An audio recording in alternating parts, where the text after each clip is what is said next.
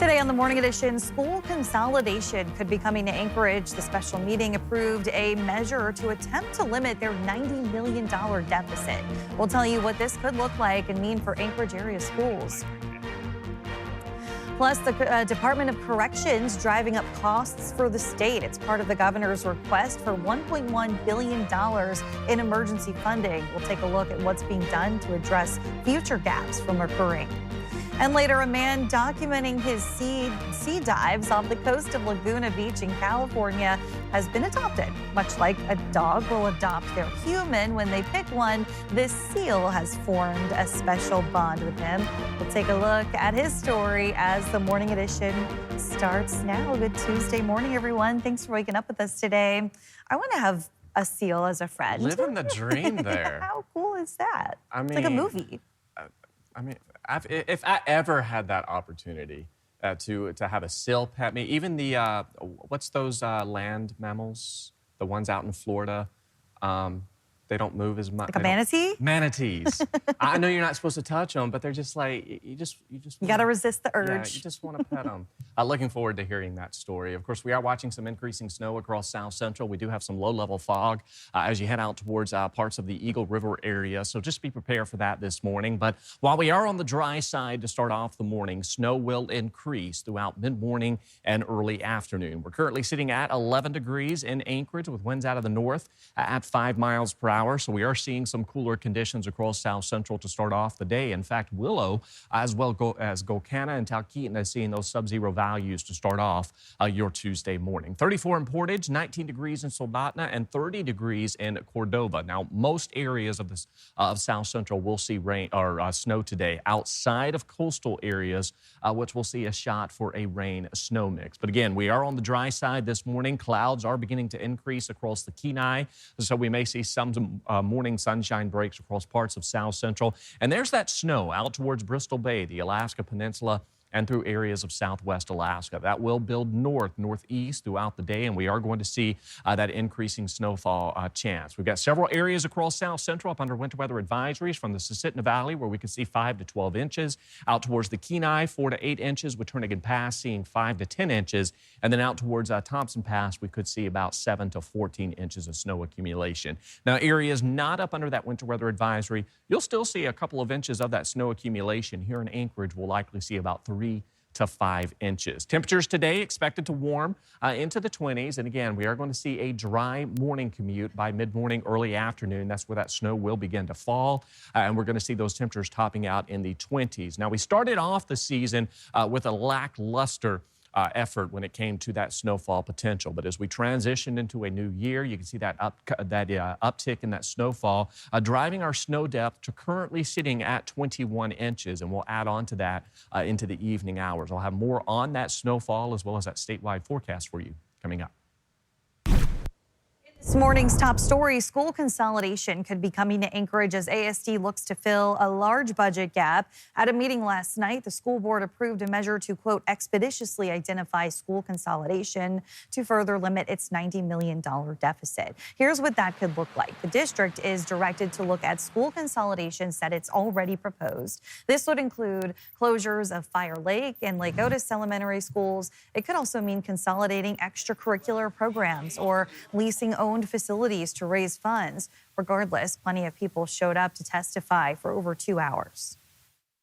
Please find a way to keep sports alive in Anchorage. Please help protect this program for current and future student athletes, because volleyball isn't just a sport to us, it's home. Without wrestling, me and my parents are going to leave ASD. The idea of cutting middle school sports is absurd. It is still an unjust and not right choice to close Lake Otis or Fire Lake. These cuts, applied as forecast, will break our little school. Expecting one person to be proficient in teaching both art and music is simply not realistic. Students need and deserve one nurse, one school. Please move forward with right-sizing and repurposing ASD buildings. At least one of those comments was regarding a proposed cutback on nurses. The speaker said that less schools would allow for nurses to be present at every single one rather than travel. The board said that all proposed consolidations will be available for the public to comment on before or during their next meeting on February 17th. Meantime, the Kenai Peninsula Borough School District is also facing a major financial pressure. District leaders project an $8 million budget deficit. Officials say changes to the state funding formula and a reduction in the borough's proposed budget are driving the shortfall. The district expects to receive about $7.8 million less from the borough next year. The district is holding a series of public budget meetings starting today, the 10th, at Homer High School, then February 17th at Kenai Central High School, and also February 18th at Seward High School. All meetings begin at 6 p.m. At the state capitol, following up on the governor's $1.1 billion emergency funding request to tap state savings, more than $24 million of that comes from a request by the Department of Corrections, their leaders citing things like expensive overtime and even a riot as reasons. A recent riot at Spring Creek Correctional Center. It's just one thing leaders say are driving up costs at the Department of Corrections. I'll call it a perfect storm, whether that's staffing levels or vacancy rates that cost us just under $200,000 that we did not plan for, and that was essentially a small riot on the yard. That $200,000 example, part of the $24 million DOC leaders say they need. It's one piece of the governor's $1.1 billion emergency funding request. Corrections leaders say the money would cover shortfalls from unbudgeted overtime, staff vacancies, and inmate medical costs. But lawmakers say this is not new, calling it a pattern that's been growing for years. I'm more concerned about how we can control those costs instead of trying to figure out the current system that's being utilized. It seems as though there has to be some cost control measures taken within department. When we look at all our departments, corrections really sticks out the last couple, 3 years. We got to get control of it one way or the other. I am willing to have any of these conversations. I don't want to make these decisions because I recognize the impact is far greater. Lawmakers also questioned why higher paid employees get overtime instead of lower paid staff, leading to this. If the overtime situation is going to be an ongoing cost, this is seriously bad management. Possible solutions. Lawmakers discussed closing facilities or sending inmates out of state, but warned both have proven costly. Rebecca Pulsha, Alaska's news source. The emergency funding request requires a 3/4 vote in both the state House and the Senate. Lawmakers said last week they'll likely approve it, but also say the corrections overruns may force cuts to other state departments. We'll keep you updated and link you to extended coverage, including the latest on a sales tax debate, on our website and mobile app. Senator Lisa Murkowski is shutting down speculation about a possible run for governor after months of questions about whether she would return to state office. Murkowski made clear she does not intend to leave the U.S. Senate. But I also feel that the role that I'm playing here in the United States Senate is a particularly important one for our state and for the country. So hard decisions, but you got to pick one. And I am here and going to continue to serve Alaskans here. Governor Mike Dunleavy is term limited. There are currently at least 16 candidates vying for the office. Alaska's frozen lakes and rivers are calling, but the conditions can be deadly if you're not careful. Authorities say most people don't know the simple safety checks that could keep them alive. Here's Georgina Fernandez with what you need to know before heading out. That crisp sound of gliding across the ice. Over there, it's like unshiny, bumpy and stuff. But right here, it's clear and soft. For Alaskans, ice is just a little soft, which makes for grippy skates, which I like a lot. It's what winters are all about. But knowing the conditions beneath you is critical for a safe outing. If you're going to be going in an unfamiliar area of ice, something that you're not used to recreating on, you might want to stop, take a minute to just make sure it's safe for whatever activity you're going to be going on and doing. Ice death is a crucial part of that equation. And if you're out ice skating, you want to have at least 4 inches of thick ice underneath you. But if you're doing other activities like driving a larger vehicle on the ice, you want to have at least 12 inches. The fact that we can have a fully weighted A fully weighted truck down here on the ice means that it's a pretty safe area to skate. Alaska State Troopers also advise people to keep an eye out for changing conditions. Here in February, a lot of areas have, good, healthy ice for recreating on it right now. But that can change from day to day or even from spot to spot on that lake or on that river. Because your awareness and a buddy can make all the difference when you're out on Alaska's icy playground. Georgina Fernandez, Alaska's news source. Well, coming up, a local girl, quite gifted and talented from Fairbanks, made her way to Santa Clara and shared in some screen time with Super Bowl halftime star Bad Bunny. We got to sit down and speak with her about her experience, find out how this young woman continues to impress and amaze just ahead. And snow set to build in across South Central throughout the day. We'll also see some heavy accumulation through the Susitna Valley. I'll have more on that first at sunrise, 8:55 in Anchorage, 7:41 in Juneau. Your full forecast is next. Welcome back in on this Tuesday, waking up with a lovely shot from the hillside. Not quite bright or sunrise time yet, Aaron, but we're getting closer to it. We're still gaining that sunlight. Yeah, we're gaining more than 5 minutes of daylight a day across South Central, really a good portion of the state, but we're still dealing with some winter weather concerns. We've got blizzard warnings, winter storm warnings, extreme cold warnings as you head along the slope, and of course, winter weather advisories through the Pribilofs, and of course, a good portion of South Central. You can see those alerts that you've got on your screen there for areas across the state. And of course, we are watching the greatest impacts today occurring through western and southwest Alaska. With that being said, we will see some increasing snow building in across South Central as we welcome in the mid-morning and early afternoon. And there is those weather alerts we've got across the state.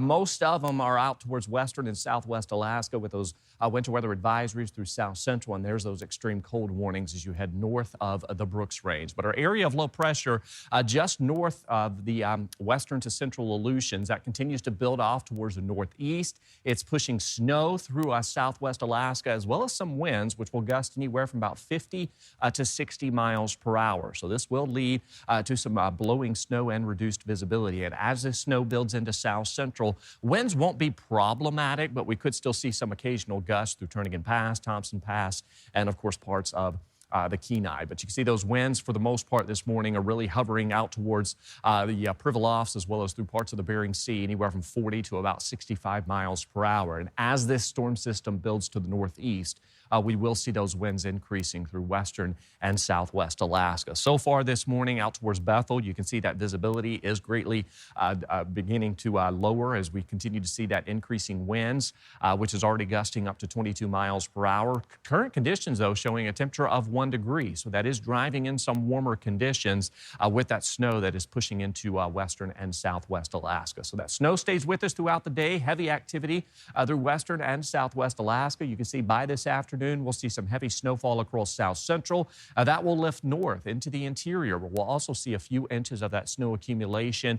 And we've also got parts of southeast as you head out towards higher elevations through parts of the northern panhandle where we could see the potential for up to 7 inches of snow accumulation. So once this system kind of passes through the region, we will favor some isolated scattered snow showers to close out the week with another strong storm expected to impact southeast as we welcome in the second half of this week. So a lot to be talking about across the state.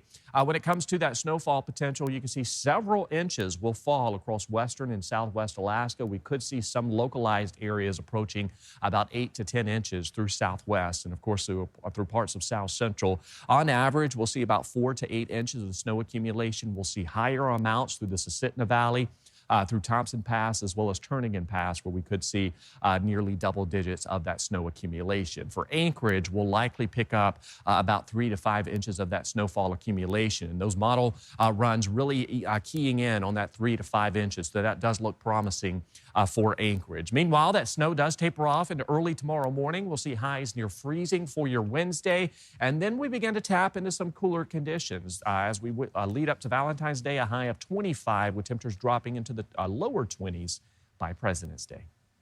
All right. Thanks, Sarah. And when Bad Bunny walked onto the stage at the big game, 150 million people were watching, but they weren't just watching the megastar. They were watching an Alaskan make history. Jace Bertrand spoke with her to find out how a girl from Fairbanks ended up in one of the most exclusive moments in sports. Sunday's big game delivered all the emotions. Smiles for Seahawks fans, tears for the Pats, but there was one moment that had all Alaskans on the same page. Violinist Rose Crelly took to the gridiron for the halftime show. She says her journey began as an orphan in China, raised in Fairbanks. I've always loved camping and hiking and canoeing, and Alaska has always had a special place for me. Surrounded by Alaska's wild beauty, the 30-year-old drew inspiration from something equally as powerful: music. I grew up hearing the violin around the house, and I was a very competitive little sister, and I wanted to do everything my big brother was doing. Encouraged by her brother and auntie, Crelly pursued violin through her time at UAF, establishing a career with the San Francisco Conservatory. It's a road that would lead to a massive stage. I'm the kind of person who doesn't really believe it's happening until, I've been in rehearsals or, something has been signed. On Sunday, Crelly found herself playing violin next to world phenom Bad Bunny on the screens of over 150 million Americans. It's so surreal because I was prepared to have zero screen time. I was just happy to be there and to have those memories. And the fact that I think I get like 5 seconds is honestly overwhelming. I'm very pleasantly surprised. In the hours since, messages from loved ones have poured in. It's been so amazing seeing everyone who's been tagging me in their posts and commenting and sharing. I'm happy to be able to represent all these different communities in the Super Bowl. Proud to represent Asian Americans and Alaskans, Crelly says she plans to continue performing and sharing her unique experiences with the world.